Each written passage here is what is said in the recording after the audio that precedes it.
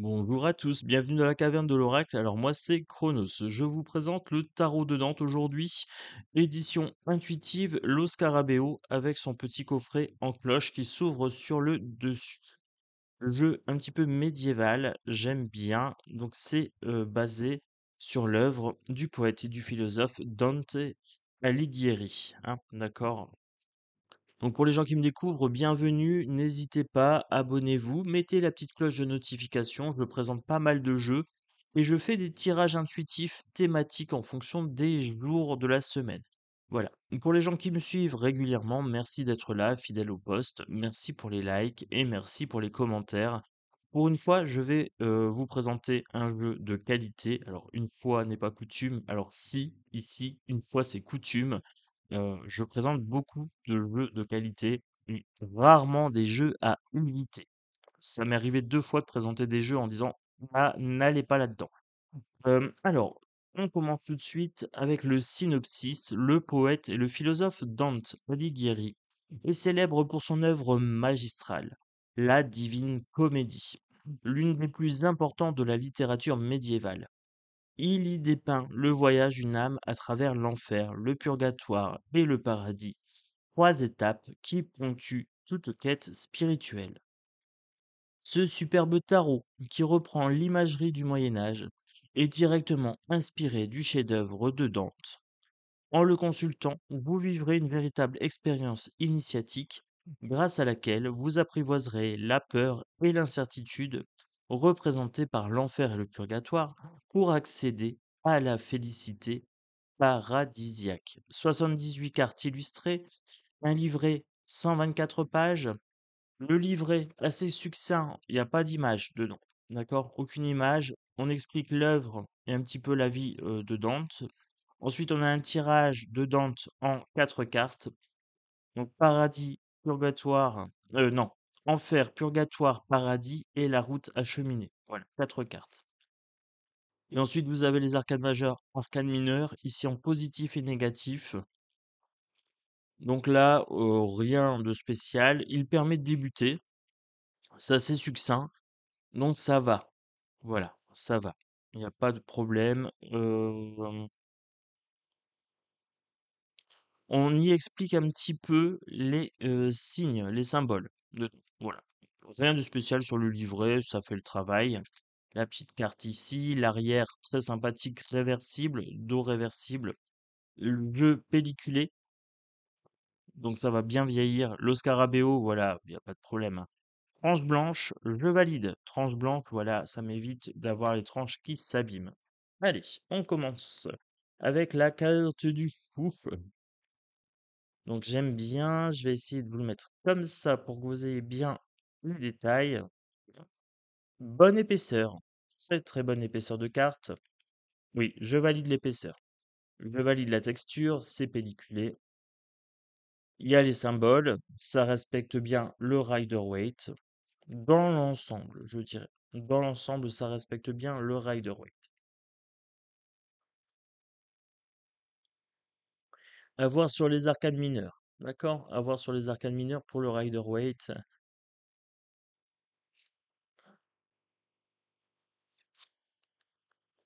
Donc je passe assez succinctement. C'est un tarot, il y a 78 cartes. Donc vous voyez, c'est assez médiéval. J'aime bien de temps en temps avoir des jeux comme ça un petit peu à l'ancienne. Surtout des jeux qualitatifs hein, de ce style-là. Là, je suis preneur. Ça faisait un moment qui me faisait de l'œil. J'adore cette carte-ci, très très belle. Ouais. Bon, moi j'ai pas de problème avec les énergies un petit peu anciennes, donc ça c'est top. Voilà. Hop. La tour foudroyée, très très sympa. Carte de l'étoile, la lune, le soleil, le jugement et la carte du monde. Voilà. La carte de coupe, une grande coupe, deux coupes, les amoureux. Alors, là, ce qui est assez intéressant, c'est qu'on a l'impression qu'il les fabrique un fauteuil roulant. Voilà, par amour. Alors, c'est un petit peu étrange, hein. 3 de coupe, la festivité. 4 de coupe, le repos. Alors 4 de coupe, je dirais que le Rider White est pas forcément très, très respecté ici. Hem, il est plutôt alchimiste, ce jeu. Là, j'ai de l'eau, j'ai du feu. Oui, je dirais qu'il a une petite notion d'alchimie dedans, mais que le Rider Waite, pour débuter, ça va être compliqué. Ok? C'est pas un jeu pour débutants très très intuitif ici. Le 6 de coupe, l'innocence. 7 de coupe, l'illusion ici. 8 de coupe, l'introspection. 9 de coupe, on est serein. Et 10 de coupe, on a l'héritage. Voilà. Ensuite, vous remarquerez que là, c'est 11, 12, 13. Le page, c'est 11. Il est pas marqué page dessus. Le 12, le chevalier, hein, le knight. Le 13, la reine. Et 14, le roi. On reconnaît bien ici, je vous montre. Là, il n'y a pas de couronne. Là, il y a une couronne. Ok? Donc le page n'a pas de couronne, c'est plutôt l'enfant. Le roi, on reconnaît ici, il a le sceptre et la couronne. Donc c'est pas problématique sur le fait que ce soit pas noté dessus. On a quand même les symboles et on a à chaque fois le signe, le chiffre 14 dessus pour le roi, 13 pour la reine, 12 pour le chevalier et 11 pour le page. Là, les deniers. Alors, au niveau de l'illustration, c'est un peu plus compliqué, hein. Là, c'est le travail collectif, mais regardez, il y a une sorte de débat, on s'empoigne. Alors, ça permet d'avoir des interprétations un petit peu différentes avec ce jeu-là. Moi, je l'aime bien. Là, le 4 ici de denier, on a la trahison, par exemple. Ici, on a une main qui manque. Alors, c'est une énergie, c'est une énergie, c'est un jeu où il y a beaucoup d'énergie assez agressive, je trouve, hein. Agressive dans le dessin. Ça me gêne pas, ça lui donne du caractère, ça donne vraiment un très très beau caractère à ce jeu. Le set de denier, ici, le travail qui pousse, voilà. Alors, le set de denier, c'est le travail qui demande du temps, et là, vous voyez, elles tiennent leurs cheveux. Ça prend du temps de faire pousser les cheveux. Le 8 de denier, le 9 et le 10. Le page, avec le petit coq ici, c'est mignon. Chevalier, avec la monture, la reine et le roi. Voilà, avec l'âne ici, très très sympa. Alors, les bâtons,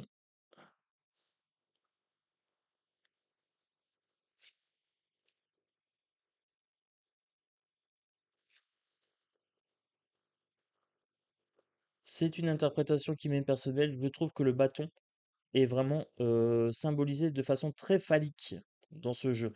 Alors, je ne sais pas si c'est lié à l'œuvre de Dante, mais ou alors au fait que ce soit médiéval, mais je trouve que le bâton est représenté de façon un petit peu étrange.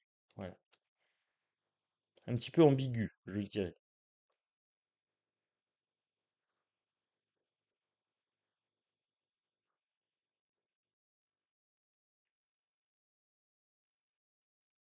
Beaucoup de scènes de conflit, hein.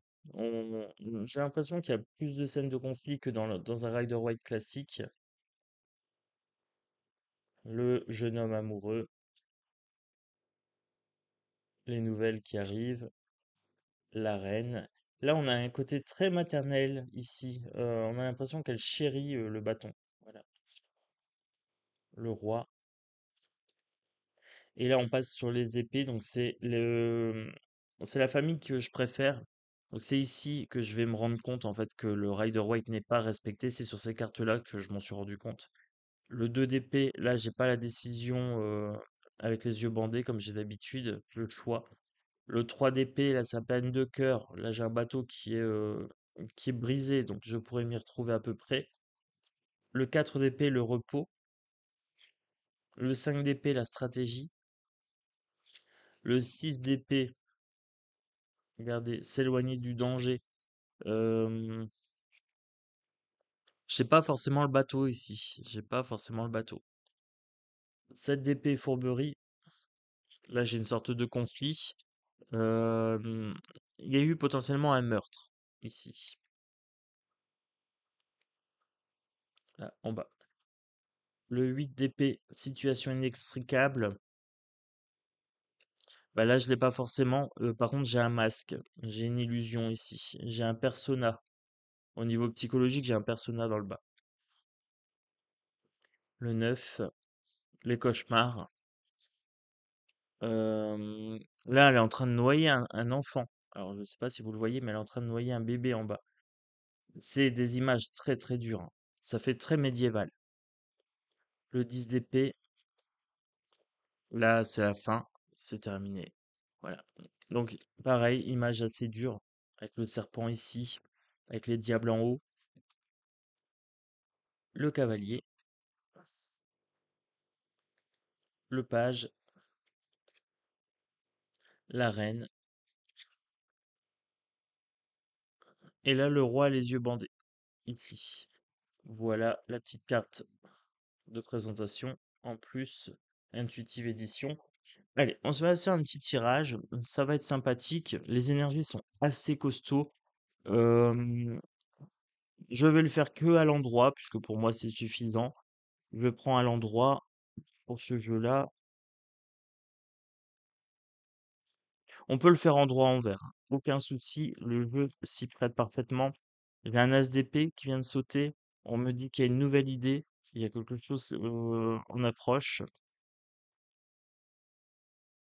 Là, j'ai le magicien.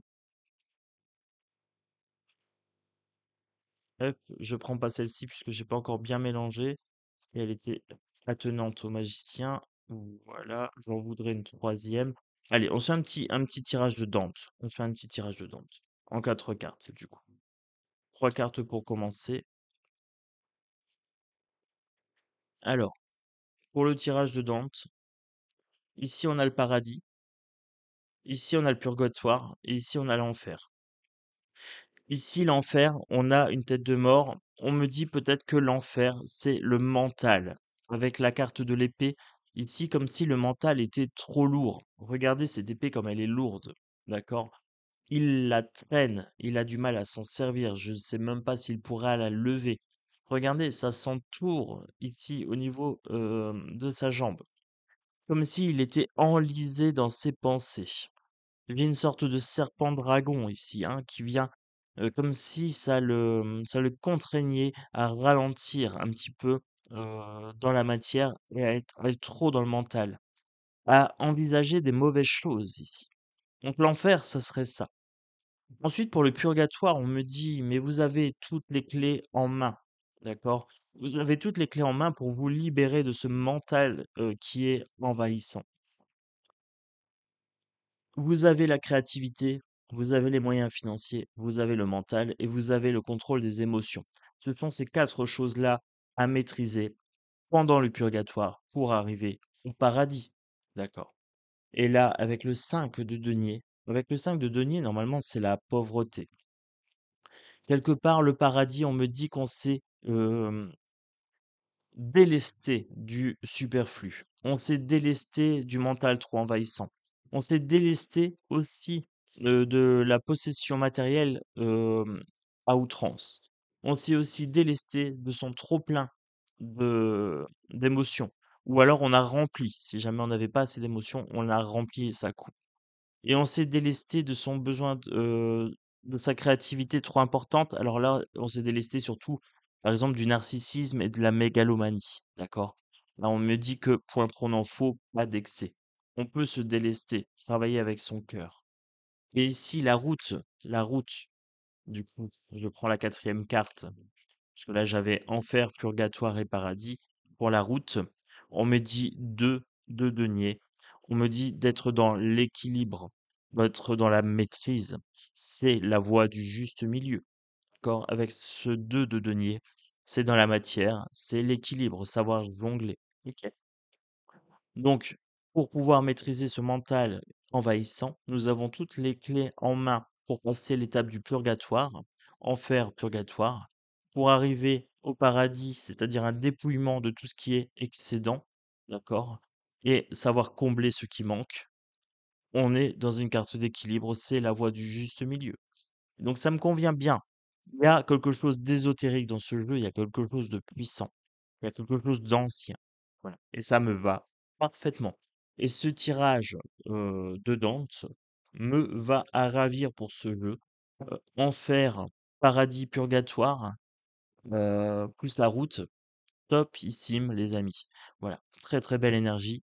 C'est un grand oui, c'est un grand oui pour ce jeu. Alors je mettrai pas un 10 sur 10. Pourquoi? Parce que pour les débutants, il sera peut-être un petit peu compliqué. Donc je mettrai un 9. Voilà, je mettrai un 9 sur 10, tout simplement parce que les images des arcanes mineurs correspondent pas forcément au Rider Waite. Voilà. Donc, simplement ça. Donc, je mets pas une note parfaite pour ce jeu-là, mais la qualité est vraiment très très belle. Donc c'est un jeu que je conseille, même pour les débutants, si vous voulez, le livret peut faire le travail. Voilà. Donc les amis, j'ai été très très heureux de faire ce tirage intuitif pour vous, cette présentation d'oracle, de tarot. J'espère que cette présentation vous a plu. Vous me direz en commentaire ce que vous en pensez. Merci pour le petit pouce. Vérifiez bien les notifications, puisque les notifications ont tendance des fois à sauter. Vous êtes nombreux à me dire que vous ne recevez pas les notifications ou en retard. Là, pour le coup, il faut bien vérifier les notifs. Je n'ai pas beaucoup de pouvoir dessus, à part vous inviter à faire la vérification, tout simplement. Je vous souhaite un très très bon dimanche, puisque ça sera une vidéo pour dimanche. Une très belle journée si vous la regardez à notre jour. Et je vous dis à bientôt sur la caverne de l'oracle. Et moi, c'était Tonton Chronos. Voilà. Je vais aller bruncher. Bisous à tous. Ciao, ciao.